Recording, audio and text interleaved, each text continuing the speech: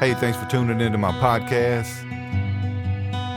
This is Big Head on the Block, hosted by me, Tim Henderson, aka Big Head.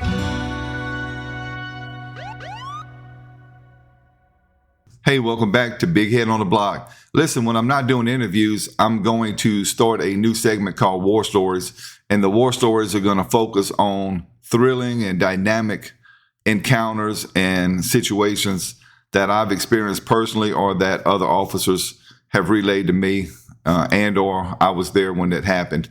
So if I'm not doing interviews, we're going to focus on these war stories, and we're going to call this first war story, A Burglar Intent on Killing.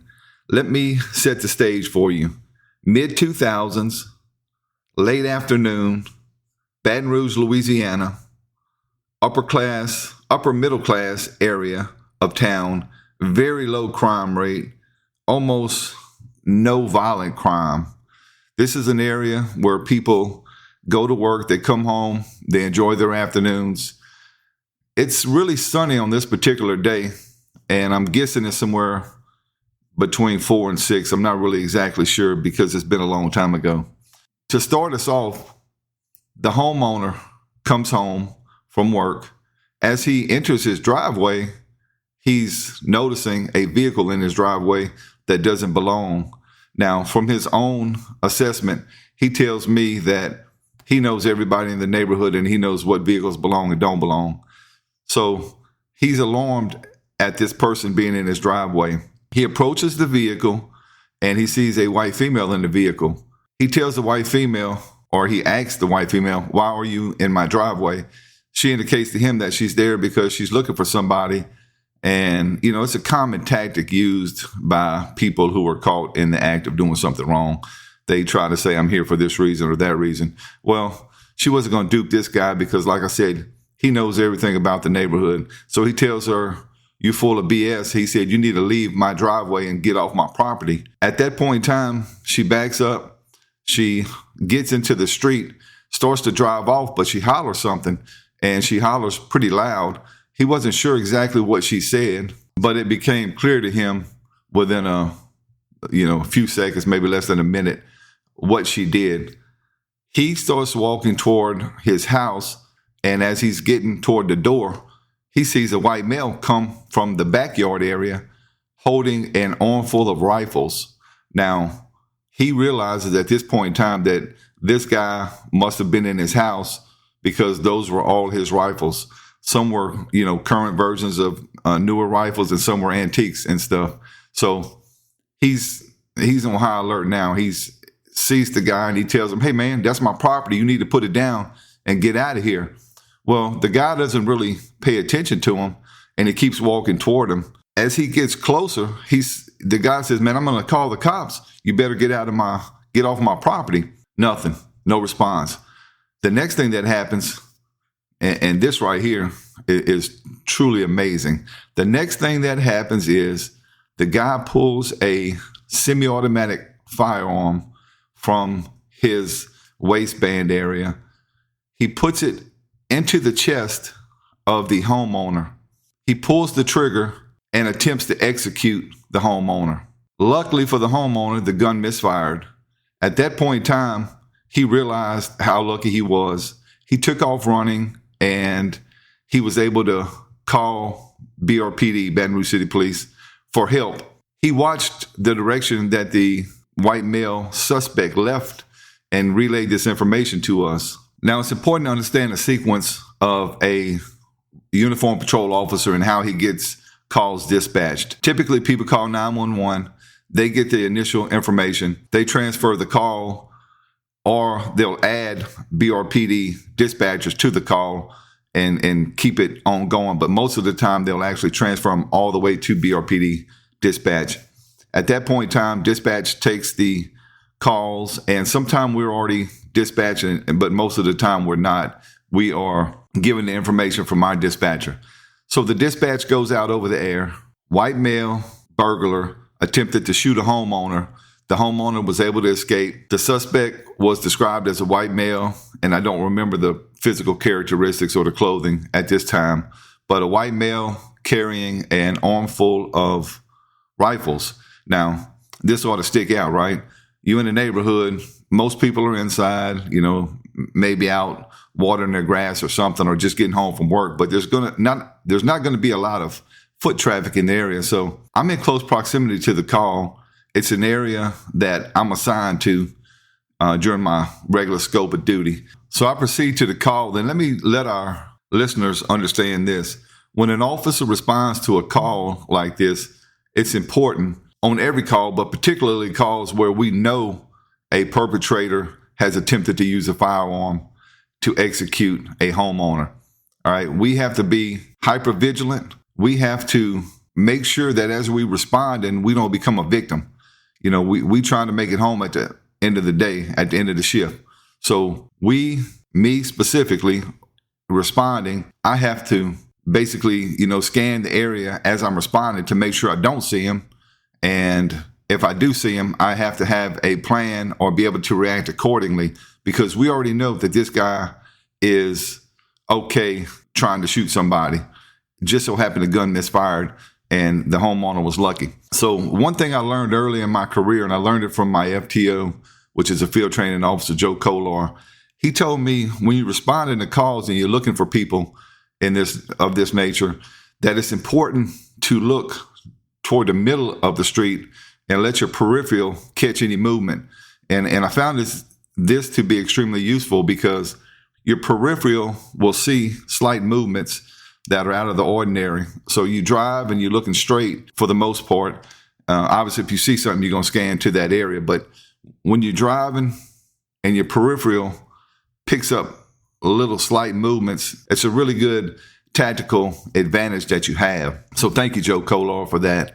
So as I approach the homeowner's address, I see him flagging me down. It's important for the listeners to understand this. When I get there, my number one objective is to get as much detailed information about the suspect and his direction of travel as I possibly can, to disseminate that out to the officers in the field, because a lot of times we get information from dispatchers and it's not always accurate. It's not their fault. It's not anybody's fault. It's just sometimes the callers will leave stuff out, or they'll say stuff that's not really totally accurate just in the heat of the moment, especially, if they're kind of rattled by the situation. I get there, I get a description.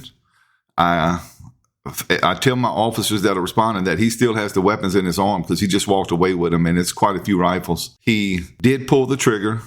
The guy showed me he put the gun to his chest, pulled the trigger. So we know that this guy is okay taking a life. As the officers descend upon the area, the next thing that happens is I tell headquarters, if you get any suspicious calls of people in the area, please let us know immediately. And the reason I say this is because our dispatchers are really good about making sure that if we're in the area and calls come in, that they relay this to us. But you don't want to leave it to chance. So you tell them, if we get any calls, let's make sure y'all get it to us immediately. And this proved really beneficial. Our dispatchers at BRPD were really good most of the time at getting us information. So within just probably a minute or two, I don't remember the exact time frame, this whole incident lasted between an hour and 2 hours. But within minutes, we get a call.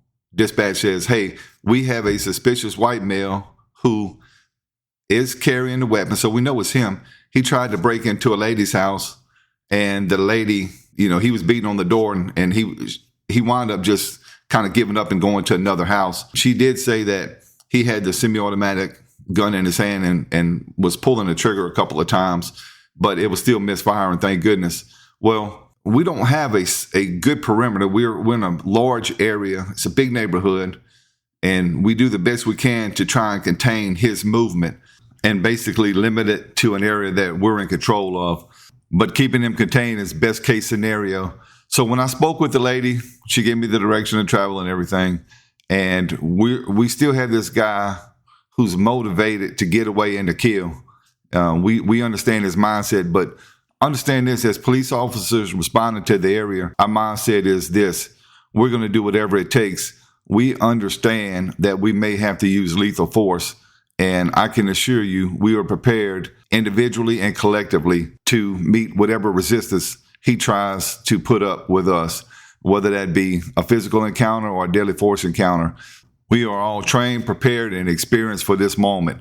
We have trained our whole career, whether it be tactical training, firearms training, or whatever. And we have general experience from our years of service. So the next thing that happens, and this is one of the most alarming things, the next call we get from headquarters is we have an elderly male indicating that this man tried to break into his house, but they were able to fend him off and get the door shut back. So once again, I'm the closest unit to this house. So I respond. The guy tells us what direction he's heading, and I relay this information. Now, it's getting frustrating at this point because we have mass participation from officers in the area, and we are having trouble locating this guy. And it's extremely frustrating because we understand that time is of the essence, and that if we as officers don't find this guy, he could literally kill somebody. So we get the next direction to travel. Now, we still searching, right? We doing our very best now. There's nobody that wants to capture this guy more than us. We want to encounter him so he doesn't encounter or continue to encounter citizens, because that's alarming to us as cops, because we're the defenders. We're the ones there to make a difference. Well, we get another call from headquarters just, several minutes later.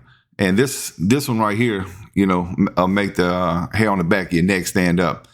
A lady calls and says that the suspect is behind a fence, and we have officers in a yard, and they can't see him, but he can see them because it's, I believe, a 6-foot wooden fence. Well, the lady, the citizen who's calling this suspicious incident in, is telling us that the offender is pulling the trigger, trying to shoot the officers.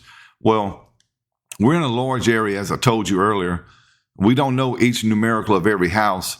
So even though they put out the numerical, we still have to figure out who's in what yard and who could be being targeted at the time, right?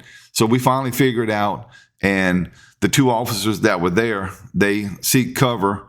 So we kind of got a general idea of where he's at now. And so we're able to close in our perimeter. Ultimately, we encountered this guy, and he had crouched down and was hiding in the yard. We encountered him. He put up a little resistance, but ultimately the arrest went without incident. Nobody was harmed, and whether it be him or us, everybody was safe at that particular time. And now, more important to us as officers, because we don't really worry about our safety when we're in these encounters. We want to make sure that we defending the other people. So we know the neighborhood's safe. So we breathe a sigh of relief. Well, we put this guy in one car and we secure all the weapons and everything. The next thing I do as the officer who's handling the whole case is I have to go back and revisit everybody who was potentially encountered this guy. So I have to go re-interview him and get all the specific details. Well, I spoke with the original homeowner, got the details. I spoke with the lady who was the second caller.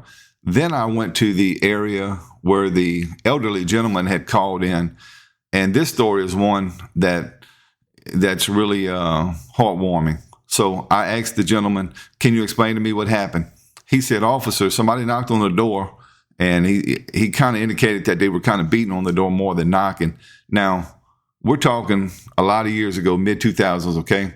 So this is a elderly man, somebody's grandfather probably, and people will ask now, why would he answer the door? Well, at that particular time, there was no mass shootings. There was not any kind of violence really that went on in that particular area. So he probably just did it, to find out why somebody's beating on his door, right? Well, when he realizes that there's a threat there and that this threat is intent on doing some harm, he lowers his shoulder. He realizes his wife is in the kitchen and she's vulnerable. He hollers to his wife, "Hey, run." And, he tells her somebody's at the door with a gun. Now, the guy's pulling the trigger and trying to shoot to get in, but the gun is misfiring still. Thank goodness, right? The next thing that happens is the thing that really defines a love for another human being. This lady was interviewed, and I asked her, what did you do when your husband told you to run? She said, officer, I'm going to be honest with you. I never thought about running. And I said, well, what did you do? And she said, I've been with this guy, and I think it was over 50 years. I've been by his side my whole life, and I was not about to leave him in his time of need. I left the kitchen area and went into the living room area where he was trying to hold the door from being pushed in, and I helped him get that door shut and locked, and then we called the police. And I said, wow, that's amazing. So you put yourself in harm's way to help your husband. Your fight or flight syndrome turned out to be fight. And I was really amazed. And, I told the lady that I was not only impressed, but extremely proud to know that this story occurred the way it did. And in today's society, we would call this ride or die. Now, back then, that phrase wasn't created, but that's a true ride or die. So ultimately, what happens is we make the arrest. Now, I don't know the outcome of the trial because as a cop, I didn't really follow cases because if I was called to testify, I would testify. But keeping up with every case and every arrest that you make is pretty much impossible, and nor is there any reason to do it. I don't really care about the outcome. I do my job.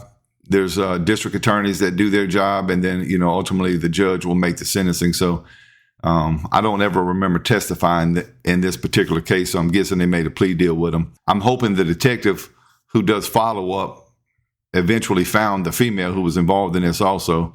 I'm not sure because I never made the call. As a uniform patrol officer, you handle calls dynamically. You don't do a whole lot of follow-up unless it's, at the exact time it's occurring. This case would have been sent to a detective for follow-up. They would have used our arrest and probably interviewed the guy and hopefully found out who the female was. War story number one, man, there was a lot. You had an intruder that attempted to kill multiple people. And let me tell you why he wasn't able to kill him. This guy was on drugs, and he didn't realize that although his magazine was full, he had a whole lot of bullets in that gun. He didn't have one in the chamber. And for those who don't know about semi-automatics, you see on TV, people grab the top slide and they rack it back and it goes, they're putting one in the chamber at that time. Some people just keep their magazines loaded and not one in the chamber. And that's what happened. He kept pulling the trigger and not realizing because he was so impaired with drugs that he didn't have one in the chamber. But that's God looking out for all of us. Thanks for tuning in to this episode of Big Head on the Block. I'm Tim Henderson, the host. I look forward to dropping another podcast soon. Please give us any comments, likes, dislikes, or any topics y'all would like to discuss. Thank you.